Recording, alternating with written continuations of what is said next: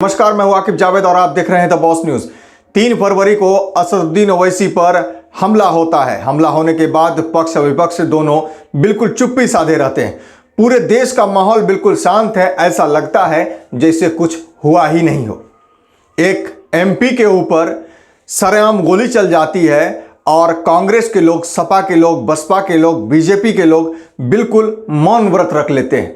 इससे कहीं ना कहीं ये जाहिर होता है कि अगर एक मुस्लिम कम्युनिटी, एक दलित कम्युनिटी के लिए अगर कोई आवाज़ उठा रहा है, एक पिछड़ा के लिए कोई अगर आवाज़ उठा रहा है, तो वो असदुद्दीन ओवैसी। सपा बसपा का मोटिव बिल्कुल क्लियर है, साथ ही साथ कांग्रेस का भी मोटिव बिल्कुल क्लियर है कि अगर हम असदुद्दीन ओवैसी का साथ देते हैं या उनके बारे में कुछ बोलते हैं तो विपक्ष हमें घेर लेगा और कहीं ना कहीं मेरी वोट खराब होगी। एक तरह से कहा जाए तो असदुद्दीन ओवैसी पर हुए हमले के बाद पूरा का पूरा महकमा हिला हुआ है। वहीं हैदराबाद में लगातार बंदी चल रही है। कहीं ना कहीं एक दलित में, पिछड़े में, शोषित वर्गों में असदुद्दीन ओवैसी को लेकर के काफ़ी चर्चाएं बनी हुई है। माहौल गर्म है।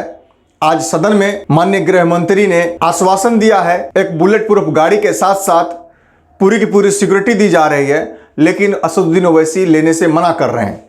सबसे पहले तो आप ये देखिए कि टोल प्लाजा पर किस तरह से उनको घेर करके गोली चलाई जा रही थी। असदुद्दीन ओवैसी जब मेरठ से जनसभा को संबोधित कर दिल्ली जा रहे थे, उसी दौरान उनको एक टोल प्लाजा पर रोककर गोली चलाई गई। किस तरह से एक लाल हुडी पहने 2 शख्स आते हैं, एक वाइट हुडी पहने हुए हैं, एक लाल हुडी पहने हुए हैं। देखिए गाड़ी जिस तरह से वहां रुकती है टोल प्लाजा पे, ये लोग आगे बढ़ते हैं और गोली चलाना शुरू कर देते हैं। जब इनको देखने के बाद जब पता चला कि गोली चल रही है तो ये नीचे झुक गए और फिर वहां से निकल भागे।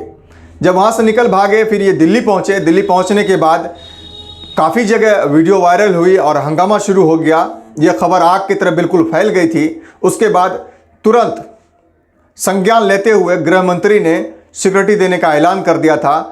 लेकिन अगले ही दिन जब वो सदन में पेश हुए, असदुद्दीन ओवैसी ने कहा कि हमें ये सिक्योरिटी नहीं चाहिए, ये सिक्योरिटी आम जनता को चाहिए।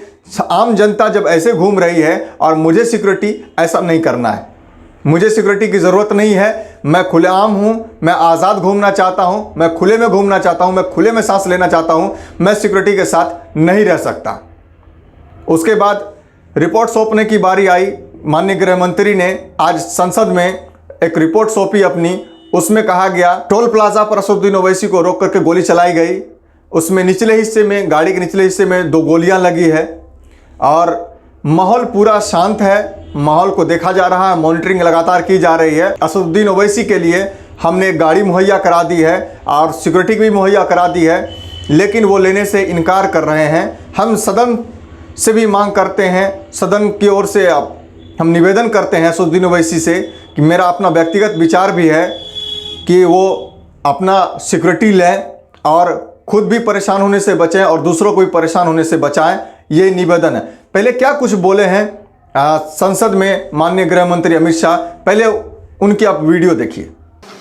दिनांक 3 फरवरी 2022 को सायंकाल लगभग 5:20 बजे श्री असदुद्दीन ओवैसी सांसद लोकसभा किठौर मेरठ उत्तर प्रदेश के जनसंपर्क कार्यक्रम करने के बाद दिल्ली लौट रहे थे। जब उनका काफिला Chhijarsi toll plaza, national highway 9, थाना पिलखुआ, जनपद हापुड़, उत्तर प्रदेश से गुजर रहा था, 2 अज्ञात व्यक्तियों द्वारा उनके काफिले पर गोलियां चलाई गई। इस घटना में श्री ओवैसी सुरक्षित बच गए, लेकिन उनके वाहन के निचले हिस्से में 3 गोलियों के निशान दिखाई दे। उक्त घटना को 3 गवाहों द्वारा देखा भी गया। इस संदर्भ में एक प्रथम सूचना रिपोर्ट अपराध संख्या 45/22 अंतर्गत धारा 307 भारतीय दंड संहिता और धारा 7 आपराधिक कानून संशोधन अधिनियम 1932 थाना पिलखुआ, जनपद हापुड़ में पंजीकृत किया गया और इसकी विवेचना की जा रही है। श्री ओवैसी का जनपद हापुड़ में पूर्व से कोई कार्यक्रम नियत नहीं था और न ही आवागमन के बारे में कोई पूर्व सूचना जिला नियंत्रण कक्ष को भेजी गई थी। श्री ओवैसी घटना के पश्चात सुरक्षित दिल्ली वापस पहुंच गए। जनपद के वरिष्ठ अधिकारियों द्वारा घटनास्थल का निरीक्षण किया गया।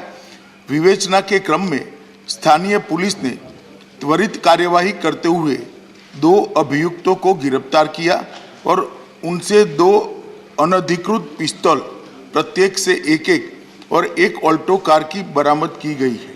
घटनास्थल और वाहन का फोरेंसिक्स टीम द्वारा सूक्ष्मता से जांच किया जा रहा है और साक्ष्य एकत्रित किए जा रहे हैं।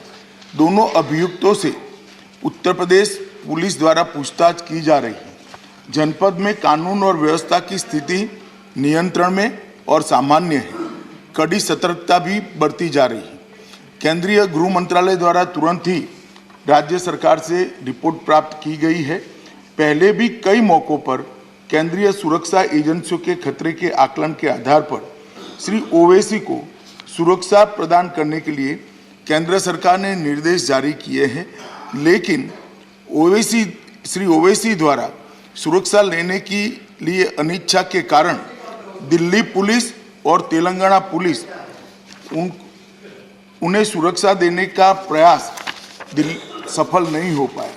श्री ओवैसी के खतरे का पुनः मूल्यांकन कराया गया है और खतरे के आकलन के आधार पर उनका दिल्ली में बुलेट प्रूफ कार के साथ अखिल भारतीय स्तर पर केंद्रीय रिजर्व पुलिस बल की जेड श्रेणी की सुरक्षा प्रदान की गई है।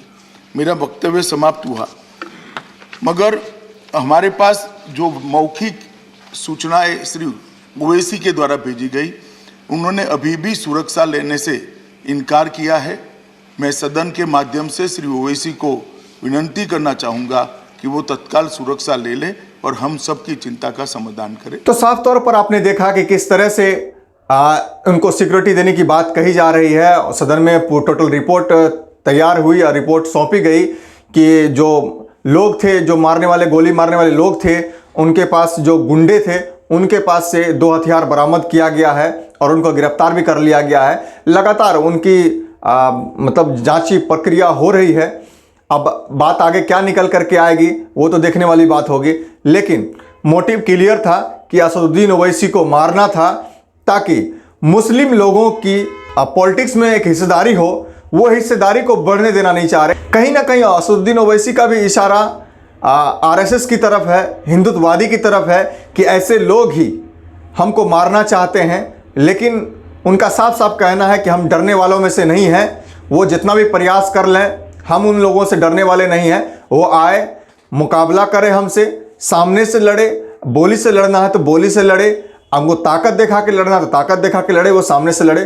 फिलहाल आज गृह मंत्री ने एक रिपोर्ट सौंपी। रिपोर्ट सौंपने के बाद उन्होंने सब कुछ क्लियर कर दिया कि वो लोग गिरफ्तार भी हो चुके हैं, माहौल भी शांत है और उनके साथ से जो बरामद हुआ था पिस्टल, उनकी जांच हो रही है। साथ ही साथ असदुद्दीन ओवैसी से भी निवेदन किया है कि वो सिक्योरिटी लें और सिक्योरिटी लेने के बाद खुद भी ठीक रहें और दूसरों को भी ठीक रहने दें। ऐसे ही खबरों को देखने के लिए आप बने रहे हमारे साथ और देखते रहें द बॉस न्यूज़।